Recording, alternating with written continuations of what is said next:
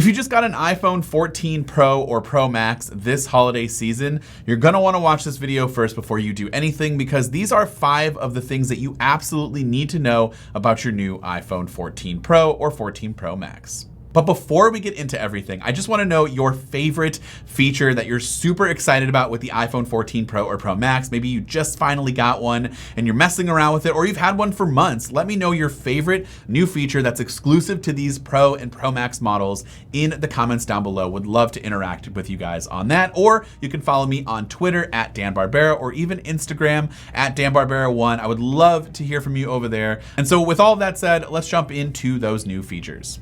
So the first thing I highly recommend doing is turning on always on display. And if you've heard about it and think that it's some sort of bad feature that you shouldn't do because it's going to drain your battery, that's not the case anymore, so I wouldn't worry. But what I would do is at least turn it on, give it a shot. If you don't like it, you can always turn it off. I believe it comes out of the box turned off by default. If it's on already, great, then still pay attention to this tip because there's some settings that you should definitely tweak. But what you should do is head into settings right here, and then scroll down to display and brightness. So out of the box by default, the wallpaper here would be showing. This is my wallpaper. And then of course, when it goes into always on display mode, you still see a faint hint. I don't know if it's you can still see the little part of the mountains here. What it does is it shows a little bit of your wallpaper so that you can still see what you got going on in your lock screen. That's where some of the battery, or where most of the battery drain lies. And so what I would do personally, and also it's distracting, especially if you've got like a picture of your family, maybe you're out in public or something, or you're at work and you want to put it on your desk, and maybe you don't want people to see that wallpaper all the time. So what I would do is go back in the settings menu. Again, this is what it would look like when you turn it on by default. Just go ahead and click or toggle off show wallpaper. And so what it does now is when it goes to sleep, you'll see here it goes to a black screen, and it will show whatever other things you might have. So we'll talk about this little strip here of apps in a second, because that's actually one of our next things. But by default, you won't see that, and it'll just be your notifications and whatever your lock screen widgets and clock is like. And so that is something that I would recommend. If you don't want notifications showing, there was a setting there that you might have seen that says here, show notifications.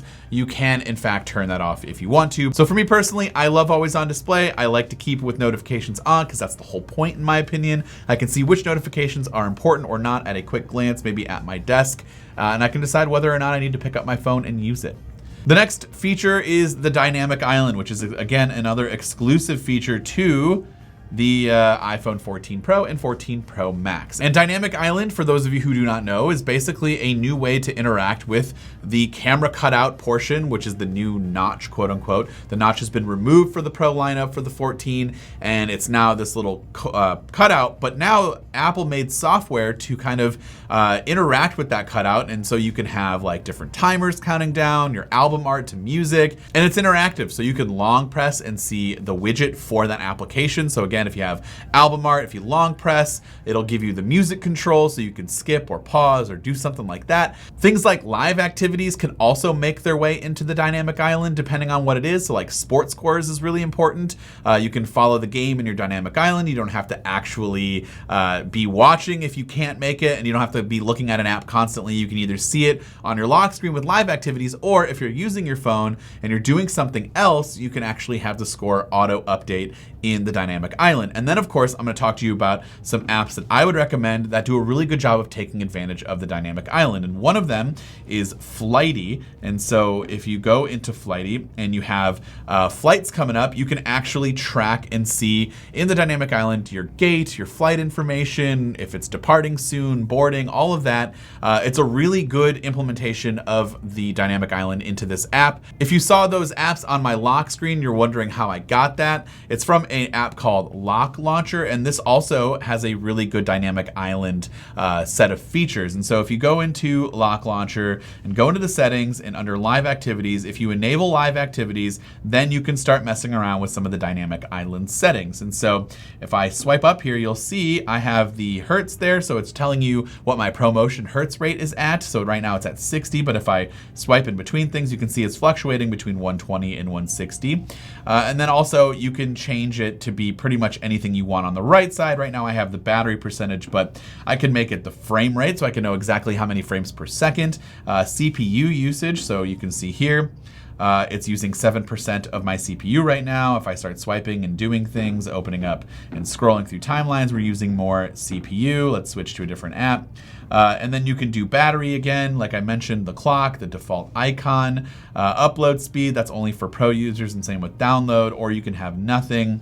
It's a really cool set of features for Dynamic Island. And then also there's a bunch of bonus things like you can see here, favorites. These were the apps that were on my lock screen. And so what I can do is if I'm on my lock screen here and I unlock my phone, I can jump into an app really quickly, which is actually pretty cool. And again, if you long press on the Dynamic Island, it also brings up your shortcuts. And then Uber and Lyft have now started to integrate live activities and Dynamic Island information, which is super helpful. And next week I'll be heading out to CES. And so I don't use Uber or Lyft in my hometown. That's just not something that we really need to do all too often. So I haven't had a chance to test it, but I know a lot of people that have been raving about how clutch it is to be able to see the updated info on when your car is coming to pick you up. And so I'm excited to actually test that out. And if you haven't downloaded Uber or Lyft yet to actually try that out on your new iPhone, you should definitely do that if you have an iPhone 14 Pro or Pro Max. On the camera side of things, you know, the iPhone 14 Pro and Pro Max have the biggest and best camera system that you can get on the iPhone 14 models. You get that extra telephoto lens, which is really nice, but also you get the 48 megapixel main sensor. And if you're wondering why that's important, well, you can take pictures kind of from afar and be able to crop in without losing really any quality or resolution because you have such a large, rate to play with here with that 48 megapixel camera. And so you'll need to turn this on. And so to do that, you'll need to go into settings, then under camera, you'll want to go into format. And if you want to shoot in that 48 megapixel Pro RAW format, which I do want to warn you is going to take up a lot of space. So please do not shoot in this all the time. But whenever you think, hey, this is a great photo, I'm kind of far away, I might want to crop in and I don't want to lose any of that quality or resolution, definitely go in here, go into Pro RAW resolution, and it'll be on 12 megapixel by default. You're going to want to change that into 48 megapixel, and that's your format. And you're still not done. There's one more thing you need to do. You're going to want to head into your camera. When you go to take that photo,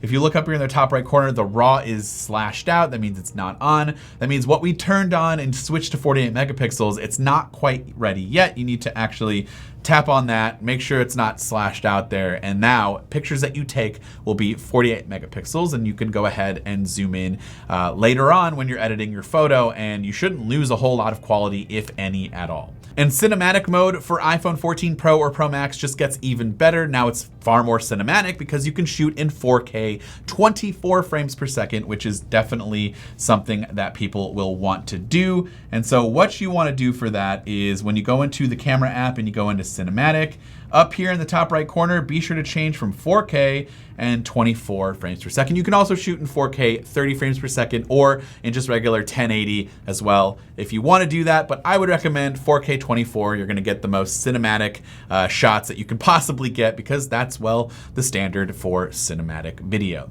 And then the last thing, you probably already got familiar with eSIM already, but if you are watching this video before your iPhone comes in maybe, you should definitely get familiar with how eSIM works. Talk to your carrier, maybe go up to your carrier and make sure that it's going to be a seamless process.